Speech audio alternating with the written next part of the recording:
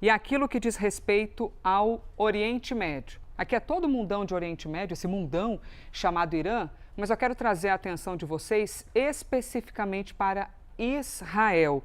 O presidente dos Estados Unidos, minha gente, Donald Trump, admitiu que teve uma discussão acalorada com o premier de Israel, Benjamin Netanyahu. Sim, admitiu que isso ocorreu. Em entrevista a um podcast, o republicano afirmou que ficou incomodado com o chefe de governo israelense por causa dos ataques ao Líbano. Tem tantas camadas esse assunto. Bom, a ofensiva tem dificultado as conversas entre Estados Unidos e Irã por causa da guerra no Oriente Médio. Apesar de ter reconhecido a conversa tensa com Netanyahu, Trump insistiu que os dois se dão muito bem. Na mesmíssima entrevista, o presidente americano também afirmou que o Irã já concordou em não ter uma arma nuclear. Veja só o que Trump afirmou, que o Irã concordou em não ter uma arma nuclear e que ele, Trump e o Ayatollah vão se encontrar em algum momento. Mas sempre lembrando aqui que essa questão de arma nuclear é a mais sensível, porque o Irã é enfático ao dizer: nós não vamos mudar os nossos protocolos. O enriquecimento de urânio aqui no Irã não vai mudar. Então nós temos Estados Unidos neste embate com o premier israelense. E tudo por qual motivo? A gente tem todo o Oriente Médio com essa confusão, essa treta.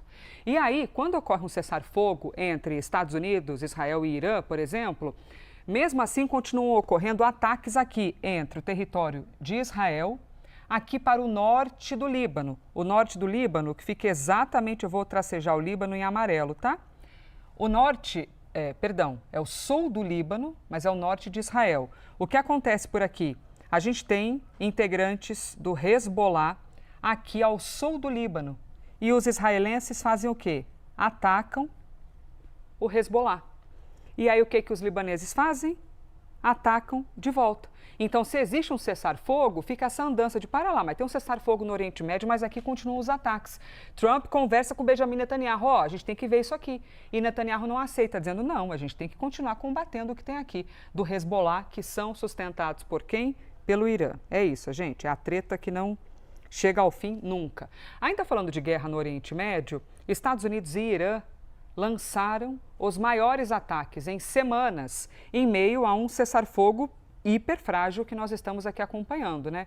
Os confrontos começaram quando militares americanos dispararam um míssil contra um petroleiro que se dirigia a um porto iraniano, na ilha de Karg. A embarcação não teria cumprido o bloqueio de Washington, segundo autoridades. Em resposta, Teherã afirmou ter disparado mísseis contra um navio com bandeira da Libéria. A escalada mais séria aconteceu depois que os Estados Unidos atacaram uma estação de controle iraniana perto do Estreito de Hormuz. Isso levou o Irã a lançar mísseis e drones contra nações do Golfo. Então você tem todos os desdobramentos deste conflito. O aeroporto do Kuwait foi danificado pelos disparos e voos foram suspensos. Mais de 60 pessoas ficaram feridas. Gravações do site de rastreamento Flight Radar mostraram aviões desviando do espaço aéreo do país.